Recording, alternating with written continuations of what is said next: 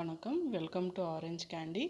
நம்ம இன்றைக்கி வந்து ஒரு ரெசிபி பார்க்க போகிற ரெசிபி சப்பாத்தி நூடுல்ஸ்.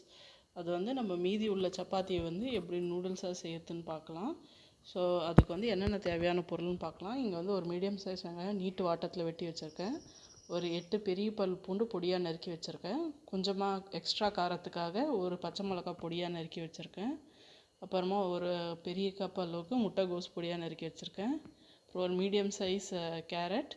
இன்கேஸ் உங்களுக்கு இன்னும் கொஞ்சம் வெஜிடபிள்ஸ் வேணும்னா நீங்கள் குடை மிளகா அதெல்லாம் கூட ஆட் பண்ணிக்கலாம். இன்னும் ஸ்ப்ரிங் ஆனியன் அதெல்லாம் கூட நல்லாயிருக்கும். அப்புறம் நான் இங்கே ஒரு 8 சப்பாத்தி எடுத்திருக்கேன். அது நல்லா ரோல் பண்ணி இந்த மாதிரி மெல்லிஸாக கட் பண்ணி வச்சுருக்கேன். ஸோ இது நம்ம கலரும் போது நூடுல்ஸ் மாதிரி ஆகிடும். ஸோ இன்கேஸ் உங்கள்கிட்ட எக்ஸ்ட்ரா நிறைய சப்பாத்தி இருந்துச்சு எதனா ஒரு ஃபங்க்ஷனுக்கு அப்புறம் நீங்கள் இந்த ரெசிபி கண்டிப்பாக ட்ரை பண்ணி பார்க்கலாம். இல்லைன்னா இந்த மாதிரி குவாரண்டைன் டைமில் உங்களுக்கு நூடுல்ஸ் சாப்பிட்ணும், உங்கள்கிட்ட ஹக்கா நூடுல்ஸ் இல்லைன்னா நீங்கள் இது மாதிரி ரெசிபி ட்ரை பண்ணி பார்க்கலாம். குழந்தைங்களுக்கு கண்டிப்பாக இந்த ரெசிபி ரொம்ப பிடிக்கும். அப்புறமா vinegar 1/4 table spoon, chilli sauce 1.5 table spoon, tomato sauce 2 table spoon, அப்புறமா சோயா சாஸ் 2 டேபிள் ஸ்பூன். வாங்க இது எப்படி செய்யறதுன்னு பார்க்கலாம். இப்போது இது நீங்கள் ஒரு பெரிய கடாயில் கூட செய்யலாம். நான் ஒரு அயன் ஓக்கில் செய்கிறேன். ஸோ இதுக்கு நான் நல்லெண்ணெய் எடுத்துக்கிறேன். நல்லெண்ணெய் எடுத்துக்கிட்டால் டேஸ்ட் நல்லாயிருக்கும். இன்கேஸ் உங்கள்கிட்ட நல்லெண்ணெய் இல்லைன்னா நீங்கள் ரீஃபைண்ட் ஆயில் கூட யூஸ் பண்ணிக்கலாம். ஸோ ஒரு 4லேருந்து 5 டேபிள் ஸ்பூன் நல்லெண்ணெய் எடுத்துங்க. அதில் நம்ம பொடியாக நறுக்கி வச்சுருக்க பூண்டு பச்சை மிளகாய் போட்டு நல்லா வதக்கி எடுத்துக்கலாம்.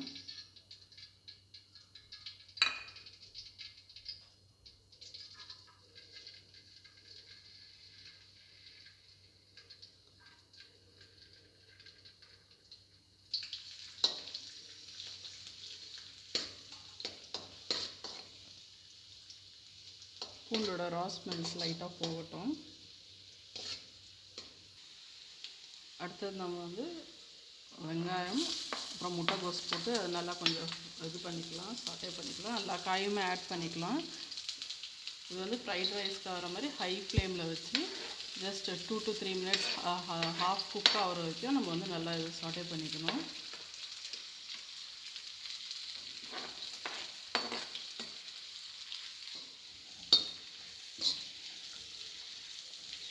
இப்போ இது மேலே நம்ம லேசாக உப்பு ஆட் பண்ணிக்கலாம் காய் வரைக்கும். ஏன்னா ஏற்கனவே சப்பாத்தியில் கொஞ்சம் உப்பு இருக்கும். ஸோ இதுக்கு மட்டும் நம்ம கொஞ்சம் உப்பு ஆட் பண்ணிக்கலாம்.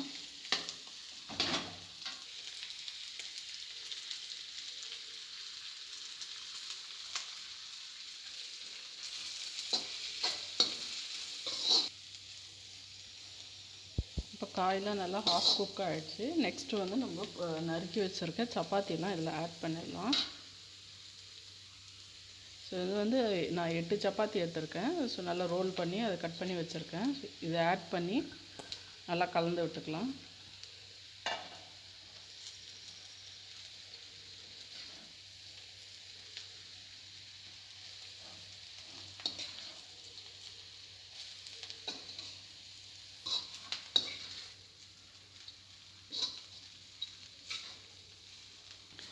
நெக்ஸ்ட் நம்ம எடுத்து வச்சுருக்க soya sauce, tomato sauce, chilli சாஸ்லாம் ஆட் பண்ணிக்கலாம். எடுத்து வச்சுருக்க சோயா சாஸ்,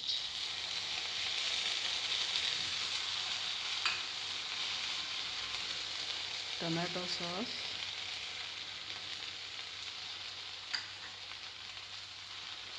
சில்லி சாஸ்,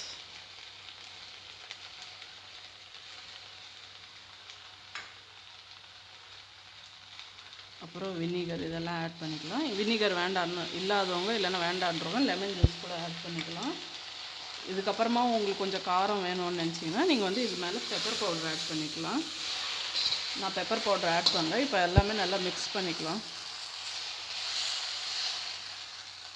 எல்லாமே நல்லா சாஸில் கோட் ஆகிற அளவுக்கு நல்லா மிக்ஸ் பண்ணி விட்டுக்குங்க. சாஸ்லாம் ஆட் பண்ணோன்னா கமகமன்னு இருக்குது. உண்மையான நூடுல்ஸ் கூட இது எதிரில் தோற்றுரும் போது அவ்வளோ வாசனையாக இருக்குது சப்பாத்தி கூட சேர்ந்து. இது நல்லா டாஸ் பண்ணி மசாலாலாம் நல்லா சாஸ்லாம் எல்லாம் சோக் ஆனதுன்னா நம்ம ரெடி ஆகிடுச்சு நம்ம சப்பாத்தி நூடுல்ஸ்.